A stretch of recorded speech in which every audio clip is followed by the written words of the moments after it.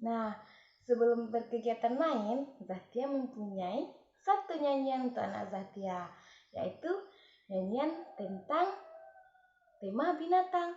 Oh iya, minggu ini kita kan belajar tentang binatang, sayang.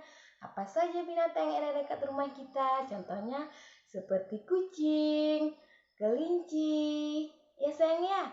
Itu ada di dekat rumah kita dan banyak lagi binatang lainnya. Nah, sekarang Zahtia ingin menyanyikan satu nyanyian tentang kelinci. Ayo teman, kita nyanyikan ya sayang. 1, 2, 3. Aku adalah kelinci. Jalanku loncat-loncat. Telingaku panjang, mataku bulat-bulat seperti bola pingpong. Buluku lembut dan lebat. Ku suka makan wortel, meloncat-loncat di atas rumput dengan riang gembira. Nah, itu nyanyi kita mengenai kelinci ya sayang.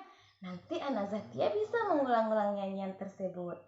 Nah, oh iya, sebelum kegiatan mainnya, tadi Zahtia sudah mengucapkan basmalah terlebih dahulu dan berdoa ya sayang. Adapun kegiatan main anak Zahtia yang pertama yaitu Zahtia ingin bercerita sayang. Zahtia ingin memberitahukan cerita Uwais Al-Qarni. Cerita apa teman? Cerita Uwais Al-Qarni. Uwais Al-Qarni ini adalah seorang pemuda di zaman Rasulullah yang sangat miskin, tapi tidak dikenal di dunia, tapi melainkan sangat diangkat derajatnya di atas langit. Nah, pada zaman Uwais Al-Qarni ini, dia sangat menyayangi kedua orang tuanya. Sangat apa sayang? Sangat menyayangi kedua orang tuanya.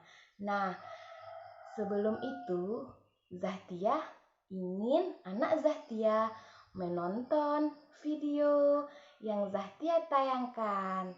Nah, selamat menonton. Bagaimana sayang cerita tentang Uwais Al-Qarninya? Apakah anak Zahtia sudah menontonnya? Nah, apabila anak Zahtia sudah menonton cerita Uwais Al-Qarni tersebut, anak Zahtia ingin setelah anak Zahtia menonton video tersebut, Zahtia ingin bertanya apa saja hikmah dari cerita tersebut. Nanti anak Zahtia menceritakan kembali ya apa saja pesan-pesan yang bisa kita ambil dari cerita Uwais Al-Qarni tersebut. Nanti Zahtia tunggu videonya ya sayang ya. Video anak Zahtia bercerita kembali tentang Uwais Al-Qarni dan apa saja hikmahnya yang ada di dalam cerita tersebut. Ayo Ustazah tunggu ya videonya. Jangan sampai lupa.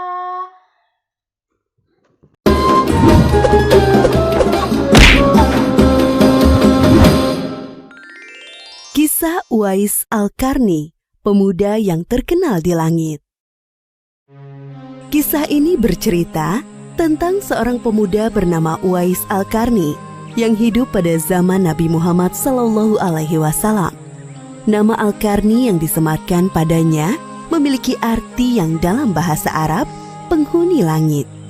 Melalui kisah ini kita akan mengetahui siapakah sosok Uwais yang namanya sangat terkenal sampai ke langit. Ternyata hal ini terjadi karena ketaatan Uwais kepada ibunya. Uwais adalah seorang pemuda yang berasal dari negeri Yaman. Sejak lahir, ia memiliki penyakit sopak, timbul bercak-bercak putih di seluruh badan. Uwais adalah pemuda yang soleh dan giat bekerja. Sehari-hari ia mengembala domba milik para tetangga untuk memenuhi kebutuhan hidup. Uwais tinggal berdua dengan ibunya yang lumpuh dan buta. Walaupun hidup miskin, Uwais selalu bersyukur dan sangat menyayangi ibunya. Ia selalu berusaha memenuhi segala permintaan sang ibu.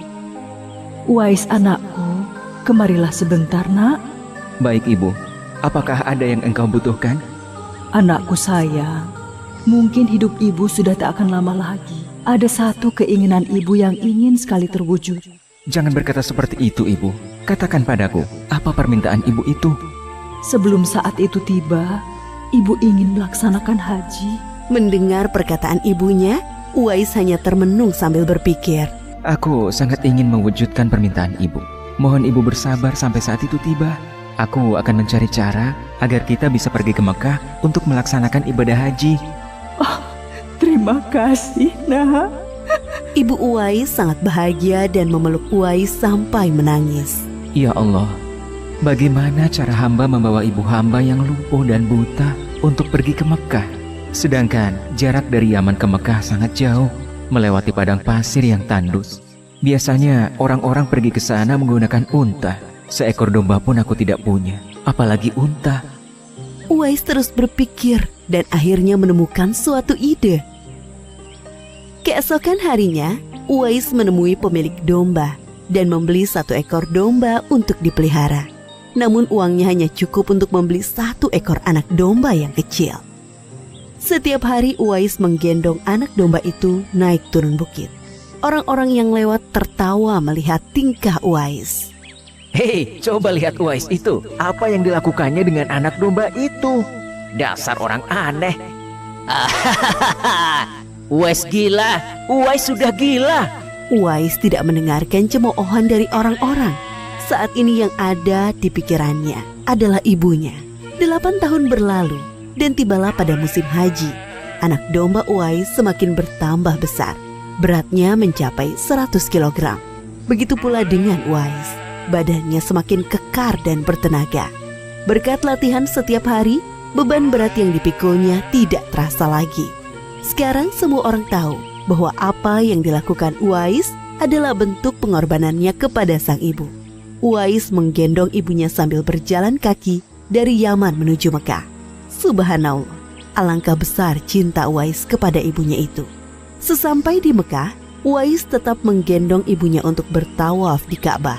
Di hadapan Ka'bah, ibu dan anak itu berdoa. Ya Allah, ampunilah semua dosa ibuku. Bagaimana dengan dosamu anakku? Dengan terampuninya dosa ibu, maka ibu akan masuk surga. Cukuplah ridho ibu yang mengantarkanku ke surga. Allah Subhanahu wa Ta'ala mendengar percakapan ibu dan anak laki-lakinya. Seketika itu penyakit sopak yang dideritanya sembuh. Hanya tertinggal 1 bulatan putih di telapak tangannya. Terima kasih ya Allah. Sekembalinya dari Mekah, Uwais meminta izin kepada ibunya untuk pergi ke Madinah. Uwais ingin sekali bertemu dengan Nabi Muhammad SAW. Dengan berat hati, ibunya mengizinkan Uwais berangkat. Setelah urusanmu selesai, cepat pulang ya nak. Sesampainya di Madinah, Uwais segera mencari rumah Nabi Muhammad SAW. Setelah menemukan, ia mengetuk pintu dan mengucapkan salam. Keluarlah istri Nabi, Aisyah radhiyallahu anha, seraya membalas salamnya. Apakah saya bisa bertemu dengan Rasulullah SAW? Maaf sekali, Nabi sedang tidak berada di rumah. Beliau sedang berperang dan tidak tahu pasti kapan kembali. Mungkin sebulan atau beberapa bulan lagi. Uwais dihadapkan pada 2 pilihan, menunggu kedatangan Nabi atau segera pulang ke Yaman. Bayangan sang ibu yang tua muncul di benaknya. Baiklah kalau begitu, saya pamit. Ada seorang ibu yang tidak bisa saya tinggal lama-lama di rumah. Sampaikan salam saya kepada Rasulullah SAW jika beliau sudah kembali dari perang. Terima kasih. Uwais kembali ke Yaman dengan perasaan haru dan sedih. Di satu sisi Uwais sangat ingin bertemu dengan Nabi Muhammad SAW. Namun di sisi lain, ia sangat mengkhawatirkan kondisi ibunya. Akhirnya ia memilih untuk segera pulang ke Yaman. Peperangan telah usai dan Nabi Muhammad SAW pulang ke Madinah. Aisyah radhiyallahu anha menceritakan perihal pemuda yang mencari beliau. Nabi mengatakan bahwa Uwais adalah pemuda yang sangat taat kepada ibunya. Karena ketaatan kepada ibunya itu, nama Uwais sangat terkenal di kalangan penduduk langit. Seperti yang tersebut dalam hadis Sahih Muslim Syarah An-Nawawi nomor 2542, dikatakan bahwa sebaik-baiknya tabi'in adalah Uwais Al-Qarni. Saat Nabi Muhammad SAW berbincang-bincang dengan Umar bin Khattab dan Ali bin Abi Thalib, beliau menceritakan tentang sosok Uwais. Apabila kalian bertemu dengan Uwais, mintalah doa dan istighfar kepadanya. Dia adalah penghuni langit. Perhatikan di telapak tangannya ada tanda berwarna putih.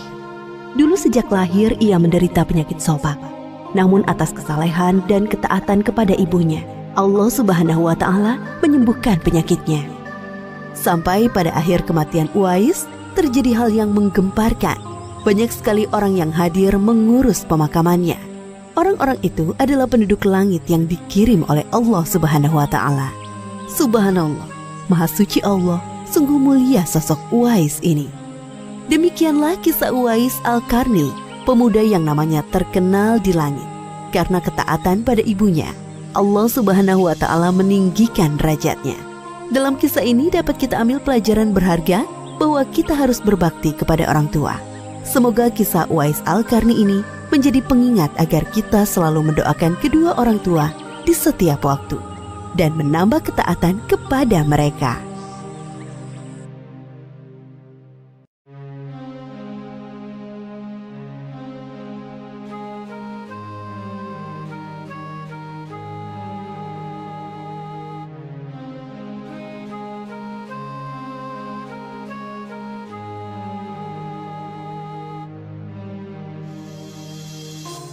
Adapun tugas kita atau kegiatan main kita yang kedua yaitu anak Zahtia nanti membuat bentuk pola lingkaran di dalam tulisan